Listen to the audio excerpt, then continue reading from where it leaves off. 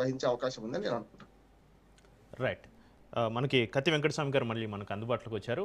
వెంకటస్వామి గారు, బెంగాల్లో హ్యుమాన్ కబీర్ లేదా ఐఎస్ఎఫ్ వంటి శక్తులను బీజేపీ బి టీం అని తృణమూల్ ఆరోపిస్తుంది అంటుంది. గతంలో కాంగ్రెస్ను కూడా మమతా బెనర్జీ ఇదే మాట అనేవారు. అసలు ఈ బి టీం రాజకీయాలు మైనారిటీ ఓటర్లను గందరగోళానికి గురి చేయవా? వెంకటస్వామి గారు ఇప్పుడు వినిపిస్తుందండి? ఓకే, వినబడుతుంది. Please continue sir. Rammohan Rao గారికి, వెంకటరెడ్డి గారికి, మీకు వీక్షకులకు నమస్కారం. నేను ఇందాక మాట చెప్పాను, బెంగాల్ రాజకీయాలు మిగతా దేశ రాజకీయాలతో డిఫరెంట్ గా ఉంటాయి. అంటే కన్సెప్షన్ ఇప్పుడు మారిన పరిస్థితులలో, గతంలో కూడా ఇందాక రామ్మోహన్ రావు గారు చెప్పినట్టుగా ఒక దౌర్జన్యకరమైనటువంటి అప్రోచ్ ఉంటది పార్టీలది. గతంలో సిపిఎం వర్సెస్ కాంగ్రెస్ ఉండింది. సో దాని తర్వాత సిపిఎం ను ఎదుర్కోలేని స్థితిలో, లేకపోతే కొంత సాఫ్ట్ కార్నర్, ఇదంతా కారణంగా మమతా బెనర్జీ ఎమర్జ్ అయింది. అక్కడి నుంచి కాంగ్రెస్ లో ఉన్నటువంటి లుకలుకల కారణంగా మమతా బెనర్జీని ప్రణబ్ ముఖర్జీ ఎంకరేజ్ చేసినాడు. ఆమె ఒక ఫోర్స్ గా బయటకు వచ్చింది. Actually she is very close to Rajiv Gandhi at that time. So ఆమె యాక్చువల్లీ రాజీవ్ గాంధీ చనిపోయినప్పుడు చాలా అంటే చాలా ఫీల్ అయిన వ్యక్తులలో ఆమె. సో ఆమె చాలా లీడ్ తీసుకొని, షీజ్ ఏ చాలా డైనమిక్ లేడీ. సో ఆమె తీసుకొచ్చినటువంటిది ఏదైతుందో త్రూ అది మన సిపిఎం ను చాలా గట్టిగా ఎదుర్కొన్నది కాబట్టి ఆమె అధికారంకి వచ్చింది. ఇప్పుడు వచ్చిన తర్వాత ఆమె మెల్లమెల్లగా సిపిఎం ఏదైతే దౌర్జన్యకరమైనటువంటి రాజకీయాలు చేసిందో అదే రాజకీయాలను ఈ అంటే first, second phase and third phase లో ఇంకెక్కువ దౌర్జన్యకర రాజకీయాలలో ఉన్నది ఆమె. సో అందుకని మొన్న చాలా చర్చ వచ్చింది. నేను బెంగాల్ ఇన్ఛార్జ్ ఉన్నప్పుడు ఒక స్టేజ్ లో మా పార్టీకి సంబంధించిన వాళ్ళు పెద్దలు కొంతమంది సజెస్ట్ చేసి, అంటే మన ఎగ్జిస్టెన్స్ చాలా తక్కువ పర్సెంటేజ్, లెస్ దెన్ 10% ఉన్నది కాబట్టి లెటెస్ గో విత్ మమతా అనేటువంటి ప్రపోజల్ కూడా వచ్చింది సిపిఎం తోటి కూడా. సో సిపిఎం తోటి మేము పొత్తులో ఉంటే మాకు ఓట్లు అంటే ట్రాన్స్ఫర్ కావటం లేదు. సో మమతాతో పోయినా కూడా అంతకంటే ఎక్కువ బదనాం అవుతాం. కాబట్టి ఈసారి ఆర్గనైజేషన్ పెరగాలంటే, రియల్ కాంగ్రెస్ బతకాలంటే మనం సపరేట్ గా పోటీ చేయడం కరెక్ట్ అనేది నేను ఇచ్చిన రిపోర్ట్ అండి. సో దాని ప్రకారమే మా అక్కడ జనరల్ సెక్రటరీ వీళ్ళందరూ ఇచ్చినారు. ఇప్పుడు మేము సపరేట్ పోటీ చేస్తున్నాం. నేను అనుకోవడం 5% కంటే, అంటే ఓవరాల్ 5%, 6% కంటే మాకు ఎక్కువ ఓటు రాదు. సో ఇంకా ఈ బి టీం రాజకీయాల గురించి మీరు ఇన్సిస్ట్ చేస్తున్నాడు.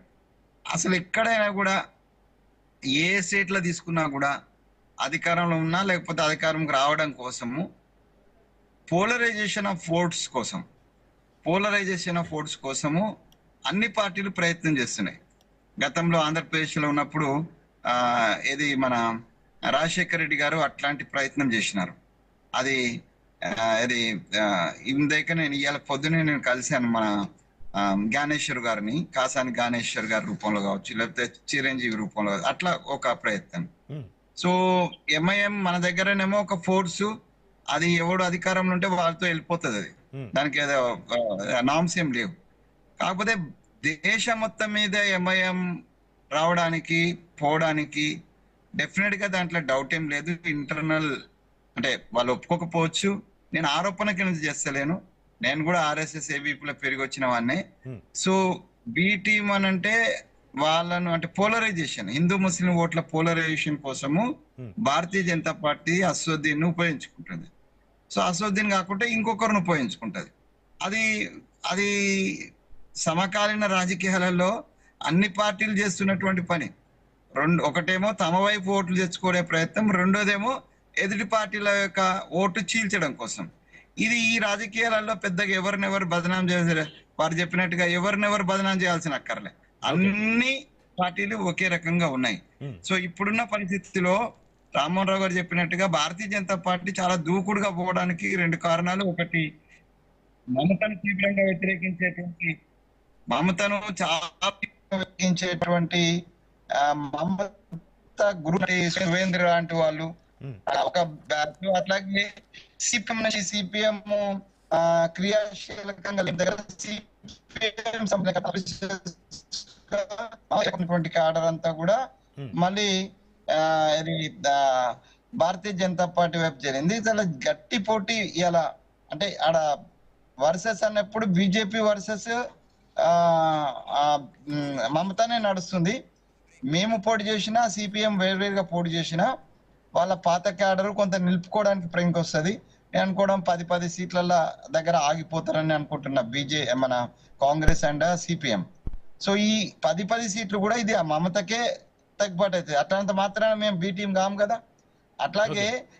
ఈ ముస్లిం ఓట్ల పేరుతోటి ఏదైతే కొత్త పార్టీ వచ్చిందో వాళ్ళు చేసే ప్రయత్నం కూడా అంత ఈజీగా ముస్లిం ఓట్లు పక్కకు పోయే అవకాశం లేదు. మమతా బెనర్జీ తన స్టాండ్ నిలుపుకునే అవకాశం ఉంది. కాకపోతే బీజేపీ చాలా గట్టి ఫైట్ ఇస్తుంది. I don't think they will commit the power. ఈమె కొంత ఆ, ఏమంటారు, నెంబర్ ఆఫ్ సీట్స్ మమతకు తగ్గుతాయి, నెంబర్ ఆఫ్ సీట్స్ బీజేపీకి పెరుగుతాయి.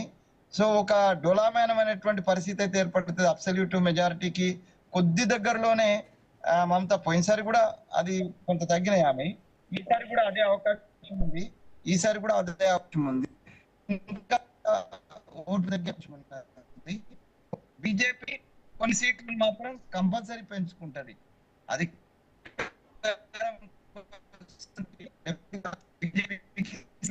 వెంకటస్వామి గారు మీ వాయిస్ మళ్ళీ బ్రేక్ అవుతుంది. ఇప్పుడు ఓకే కదా. ఇప్పుడు ఓకే కదా.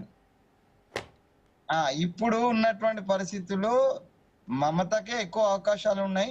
రైట్. బట్ అంత ఈజీ టాస్క్ కాదు, ఈజీ విన్ కాదు. లాస్ట్ టైం కంటే ఆమె సీట్లు తగ్గుతాయి తప్పనిసరిగా. అవి కొన్ని సిపిఎం కు పోతాయి, కొన్ని బీజేపీకి పోతాయి, కొన్ని కాంగ్రెస్ కు పోతాయి. సో కాంగ్రెస్ బీజేపీలు కాంగ్రెస్ సిపిఎంలు 10 సీట్ల కంటే పెరగవు. బీజేపీకి మాత్రం 20-30 సీట్లు అయితే గ్యారంటీగా పెరుగుతాయి.